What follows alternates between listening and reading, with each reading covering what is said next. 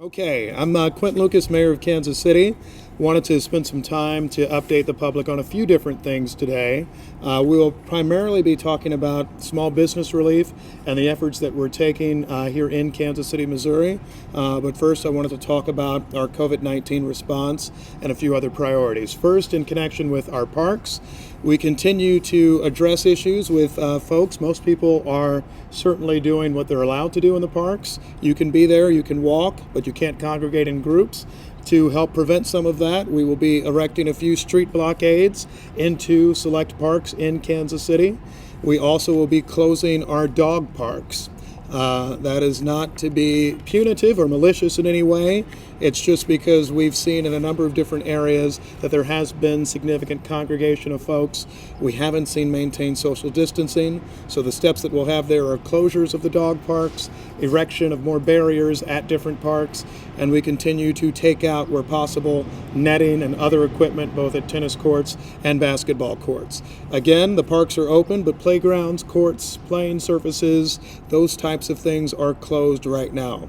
We also understand that we've had further exposure of public safety personnel in Kansas City to COVID-19, both in the Kansas City Police Department and the Kansas City Fire Department.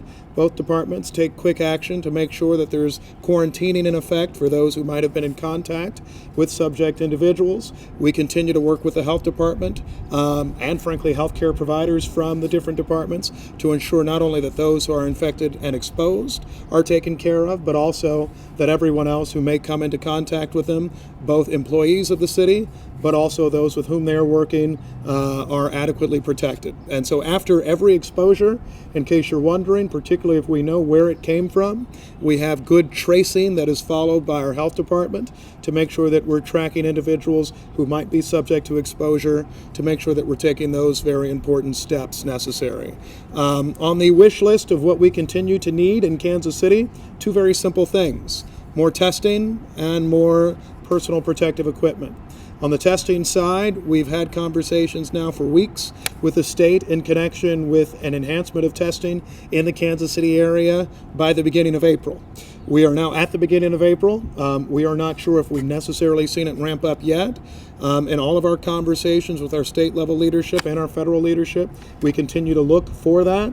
The other side of the state, St. Louis, I know has had more drive-through testing now for a number of weeks. We'd like to see that build up in the Kansas City area, particularly in Kansas City, Missouri. That's something that we continue to look for.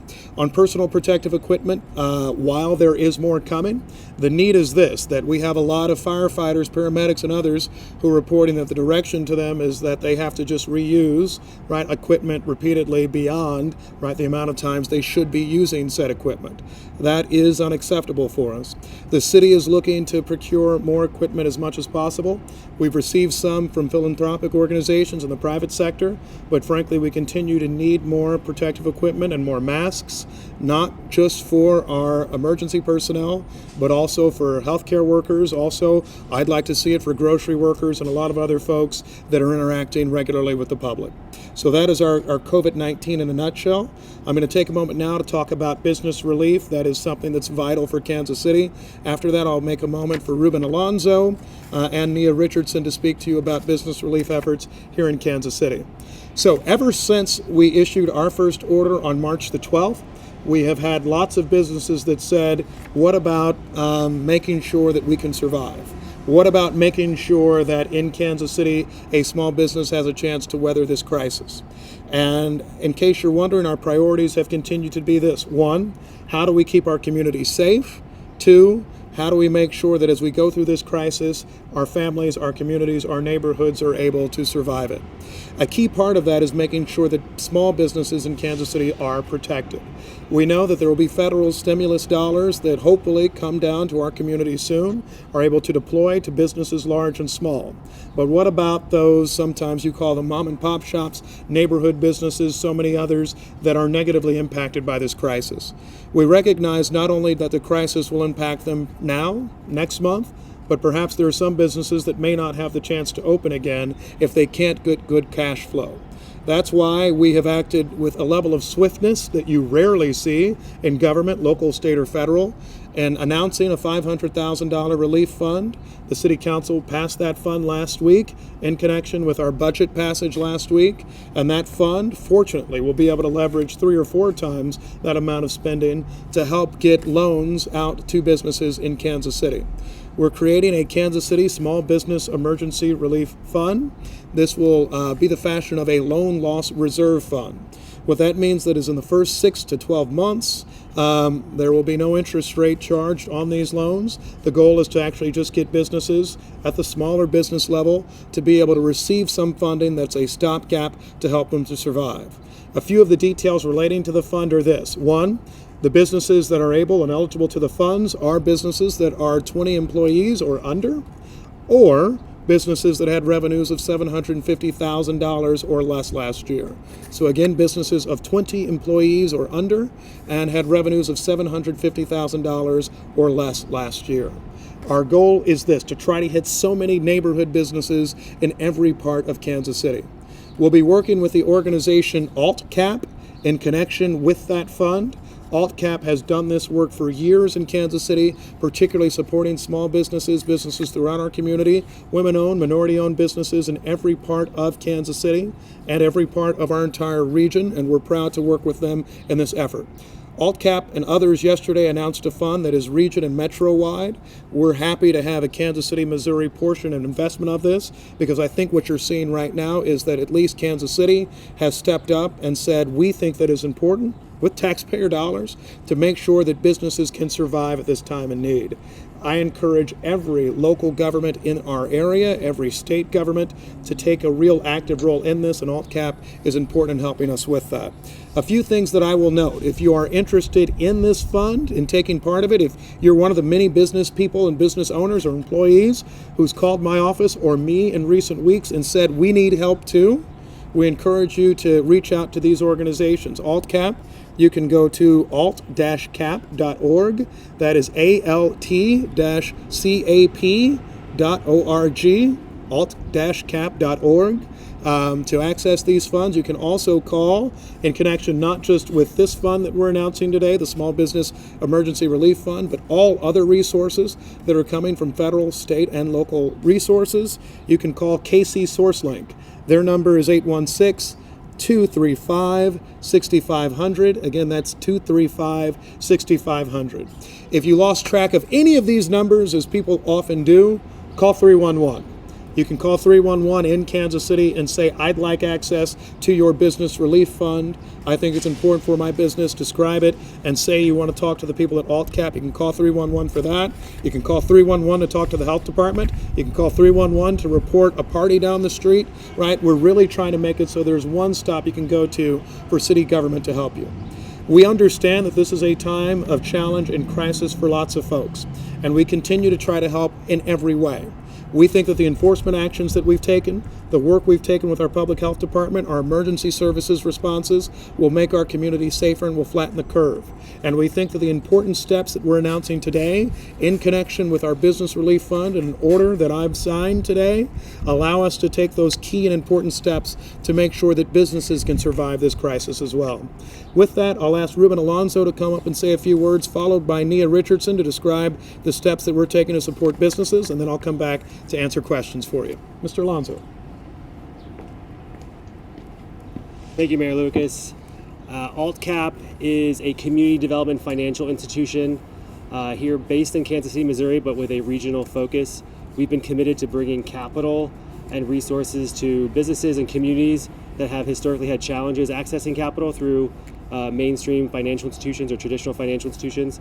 We recognized early on that the negative impacts of COVID-19 was going to have a disproportionate impact, a negative impact on small businesses, which is why we immediately looked to find partners to put together an effort to support these small businesses, which are so critical to our local economy, but are also just our neighbors, our friends, people who own these businesses, provide services and goods to all of us.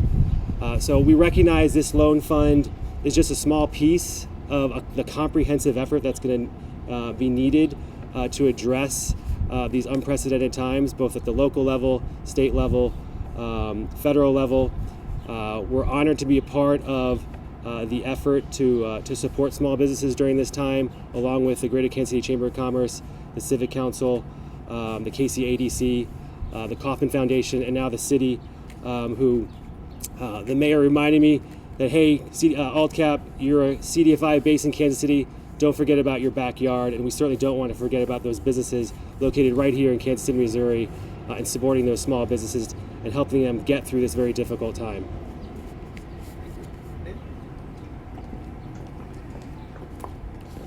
Good afternoon, Mayor Richardson.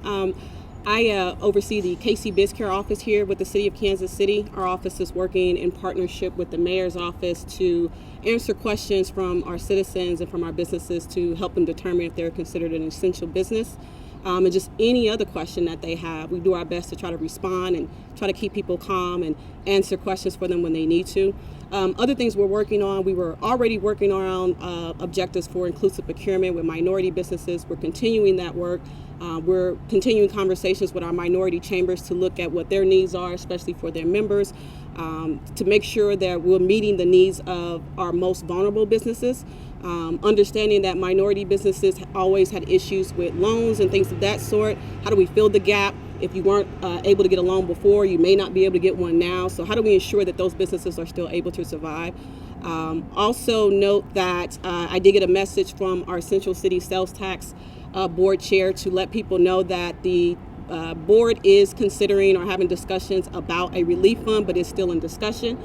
We've met about it. We are meeting again on April 4th. I believe it's this Saturday. We're having a long strategic planning meeting about it, as well as a lot of other things. So that conversation is happening as well. So there may be other opportunities for relief for our businesses, particularly those in the urban core inner city of our city. Thank you. All right, we have a few minutes for questions for you, and we're happy to go around. Yes, ma'am. How much, is there a cap on how much a certain business can get? How do you determine how much a business is able to take? So that'll be the important work that I know Ruben and his colleagues will do. Actually, I'll let you come on and answer. So the regional effort that we launched yesterday is looking to raise $5 million in loan capital so that we can provide to small businesses. We have some minimum requirements to qualify for the loans. You have to be a business of 20 employees or less, less than $2.5 million in revenues, be a Kansas City region or metro-based business. With the city's participation, we're looking now to really focus in on even the smaller businesses, those businesses that are kind of really at the margins right now and can use a financial lifeline. So looking at loans up to $25,000, much smaller in terms of revenues and employee size. But the entire effort, I think, is really focused on supporting these local businesses, small businesses that are disproportionately impacted by the COVID-19 or the response to COVID-19. So a lot of retail businesses, Main Street businesses, food service, business in those industries and sectors. So is this Kansas City fund, the $500,000, considered part of the larger $5 million program? It is, but specifically being leveraged to support additional capital raising to provide loans to Kansas City-based businesses. But we feel this is just a great exemplary example of a regional approach, a regional partnership to support all small businesses. But we obviously want to support as many small businesses here in Kansas City, Missouri as well. And we think with what the city is stepping up with is going to allow us to do that. If you have an influx of people applying for these loans, maybe more than you expected, how are you going to be deciding which businesses get those loans? Yeah. So we had an overwhelming response when we announced the regional fund yesterday. We expected that. At least 200 intake forms, people inquiring about the loan fund since this morning. So it's going to be very challenging to really prioritize those businesses. But I think with the the requirements that we have in place, the type of businesses that we're really hoping to focus on, we think we're going to get those funds to the businesses that need it the most. And like I said before, this is I think one piece of a much larger response to this effort in supporting small businesses. There are SBA resources out there, the SBA Disaster Loan Fund, the SBA 7A Loan Fund. Obviously, our banking community will hopefully be stepping up here as well to support these small businesses. AltCap and our partners in the city really want to focus in on those businesses that maybe don't have access to those resources or can't access those resources for whatever reason. Is there anything that you think that businesses should prepare to have ready when they go to ask for this loan?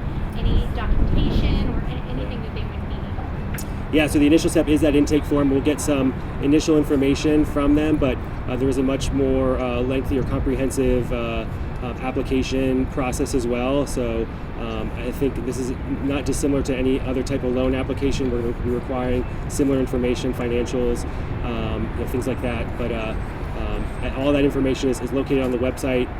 We want to be very kind of transparent upfront about what we're going to need to hopefully make a quick decision to support the businesses. The mayor was talking about how they're trying to do this very swiftly to help businesses now. How soon after they apply could you expect to give them funds if they're approved for these loans? We're working as fast as we can. Certainly, once we get all the information, including that complete application, supporting documentation that we're going to need, we hope to turn things around within 48 to 72 hours. Really wanting to get those funds out as soon as possible. But that's our goal. If a business is fulfilling the criteria that you laid out, is the maximum loan amount $25,000 or does it go up? So for the regional effort that we launched yesterday, we had a little bit of a higher maximum loan size. It was up to $100,000. The city was really focused on providing smaller loans to have a larger impact. So that maximum loan amount is $25,000. And I think you may have gone over this, but is the loan low or no interest? What is the... Yeah, so we've got some really flexible, patient terms with this loan fund and the loans that we're going to be providing. So really want to give those businesses that breathing room up front, providing no interest, deferred payments with the first year. We're looking at 3-year term loans. So that initial first year, 6 months to 12 months, providing again that no interest, deferred payment terms to the loan, and then it's years 2 and 3 kind of having a low interest payment associated with the loan. Are there any strings attached to the loan about like not letting go of employees or anything like that? Yeah, we really want to allow this loan to keep businesses in business, do what they can to pay any kind of immediate expenses that they need to cover. Also, if there's any protective measures they can take right now with this loan to kind of weather the storm here for a couple months.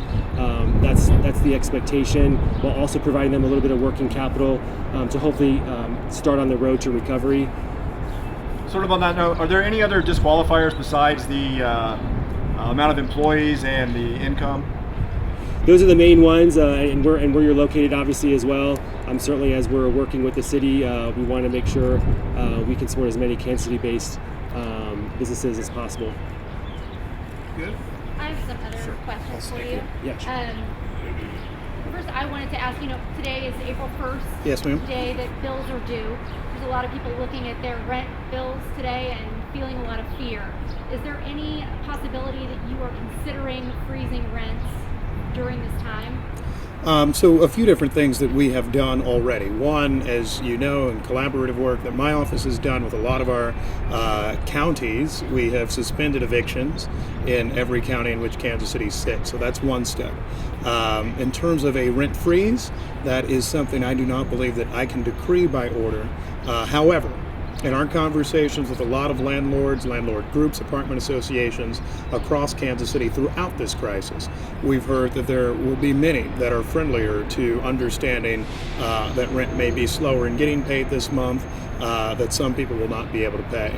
Much like what we're doing with every other step that we're working with right now, we really call on area businesses, landlords, others to understand that there are people struggling at this time, and that's the work that we've largely done, but we do not have an administrative mechanism by which we can freeze the rent. You said that you don't have the ability to do it. Do you believe it's something that we need to do here in the city?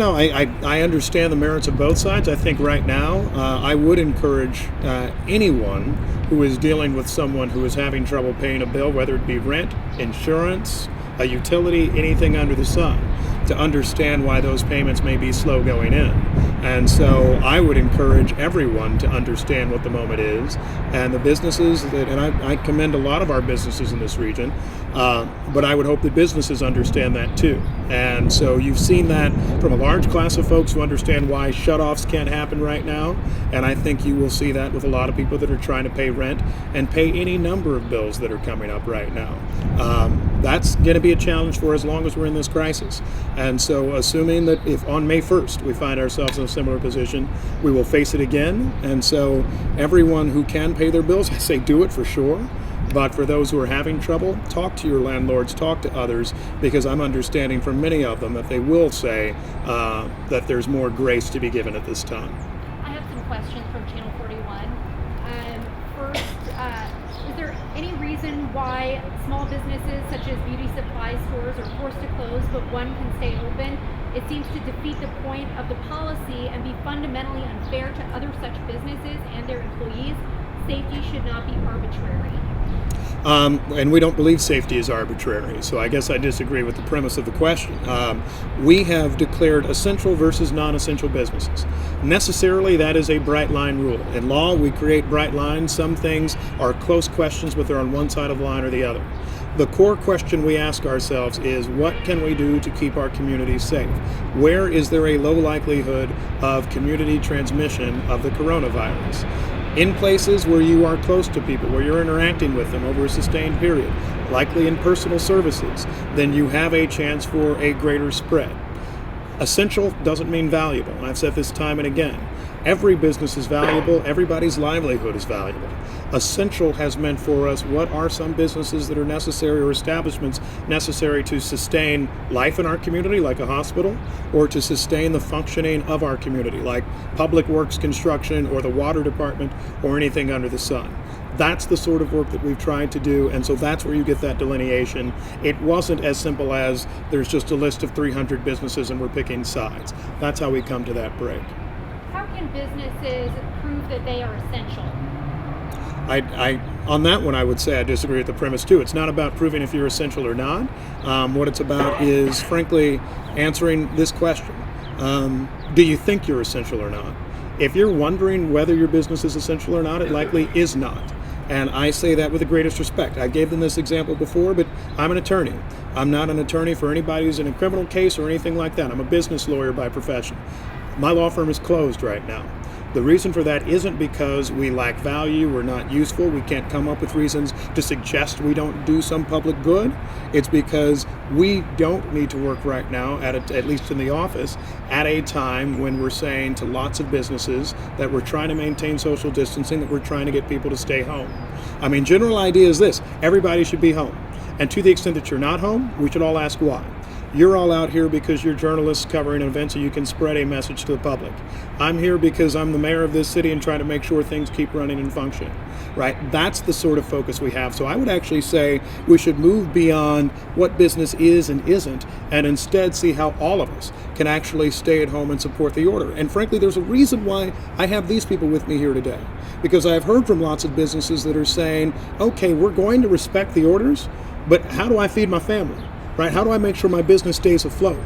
That's the sort of question we're trying to answer right now with these active steps from Kansas City government.